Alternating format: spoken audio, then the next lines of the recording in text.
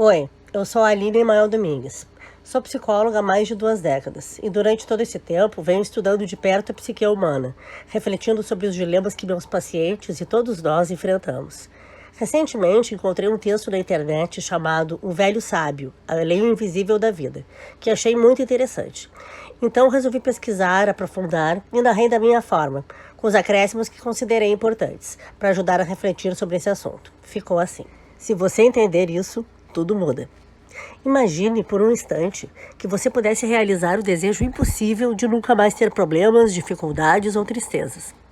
Imagine-se agora diante de um velho sábio que te olha profundamente e faz um alerta sobre esse desejo. Ele ergue lentamente os olhos e te pergunta: se você pudesse eliminar toda a dor, sofrimento e tristeza da sua vida, você faria isso? Antes de responder, permita-se refletir sobre o que eu vou te sugerir. Escute até o fim, porque aquilo que você mais tenta evitar pode ser, possivelmente, o que mantém a sua vida em equilíbrio. Como sugeria Sigmund Freud, o pai da psicanálise, a nossa mente é movida por forças opostas e conflitos internos. O equilíbrio não é a falta de tensão, mas a nossa capacidade de lidar com ela. A natureza inteira vive de opostos, mas o ser humano insiste em lutar contra a metade da própria existência. Aqui é fundamental lembrarmos de Carl Jung.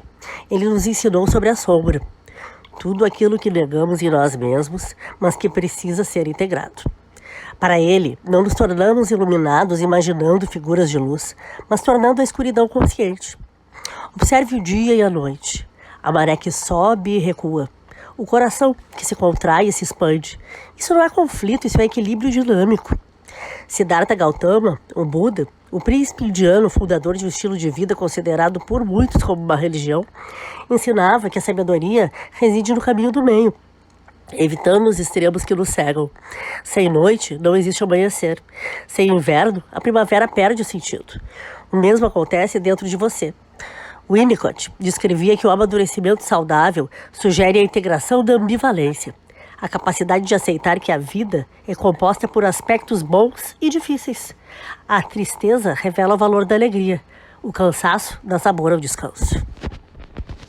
Os momentos difíceis moldam o caráter que os momentos fáceis jamais construiriam. Bion via o crescimento da mente como uma oscilação necessária entre a desordem e uma nova compreensão. Quem tenta viver apenas no conforto perde a capacidade de crescer. Lembro-me aqui de Hermann Hesse, no livro Demian, que ensina que quem quer nascer e crescer precisa destruir um mundo. É como o pinto no ovo. Se ele não se desacomodasse para destruir aquela casca, morreria sem jamais nascer. O ovo era o mundo dele até ali, mas não era o mundo de fato. O que parece bagunçar a nossa vida pode ser, na verdade, o motor do nosso nascimento.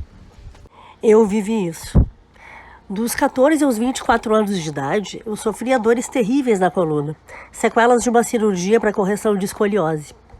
Eram dores além do limite do suportável. Faziam meu cérebro entrar em constante estado de luta e fuga. Eu me deprimia, me revoltava, virei ateia. Vivia questionando que Deus era aquele que fazia uma pessoa boa, uma criança, sofrer tanto, sem razão alguma. Mas no ano da minha formatura, sofri uma queda de 12 metros em uma cachoeira. O impacto com a água quebrou 2 vértebras da minha coluna torácica. Eu tinha noção do que havia acontecido e me desesperei. Mas enquanto a queda d'água me afundava, eu soube que se não nadasse, morreria afogada. E então, eu nadei. Meu corpo reagia à dor aguda e severa, mas eu nadava. Me movia até o limite que eu percebia ser possível sem piorar o meu estado. Até chegar na margem. Só em terra meus movimentos se limitaram de fato. No hospital, os médicos perguntaram quem havia me tirado da água e eu vi ceticismo nas caras dos membros da equipe ao responder que eu tinha saído nadando. Após questionamento sobre a enorme cicatriz em minhas costas e sobre dores e próteses, o médico falou: agradeça ao seu sofrimento. Foram esses 10 anos de dor intensa que treinaram seu sistema de reação à dor. Você aprendeu a suportar e agir quando os outros paralisariam e morreriam. Então, 10 anos de dor intensa me deprimiram e geraram revolta, mas também me treinaram para nadar com a coluna quebrada. Minha dor foi o meu treinamento para salvar a minha vida, ao invés de sucumbir.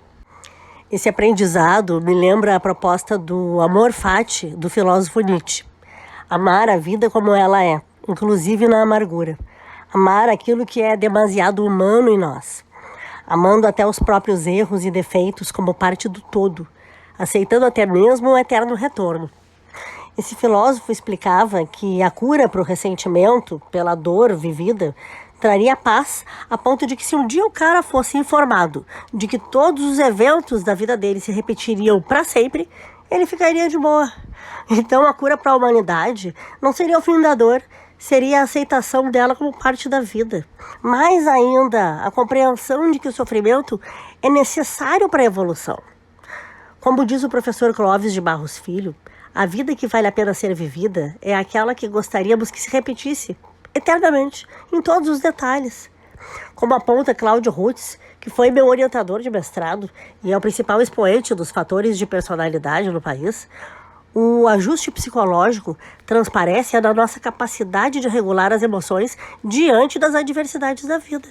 Nas palavras de Jesus Cristo, que é um orientador geral, nos ensinamentos de Paulo aos Tessalonicenses, a gente também é orientado em tudo dai graças.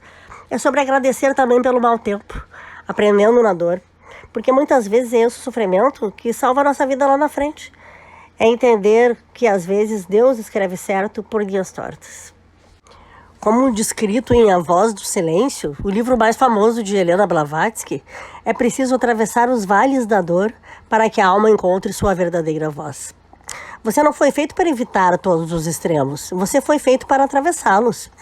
O problema começa quando alguém quer apenas a parte boa da realidade. Alguns querem vitória sem batalha, paz sem conflito. Mas a verdade é dura. Sem contraste, a vida não consegue se manter. Imagine um mundo onde fosse sempre sol e calor, sem nunca haver inverno, vento, tempestade, chuva.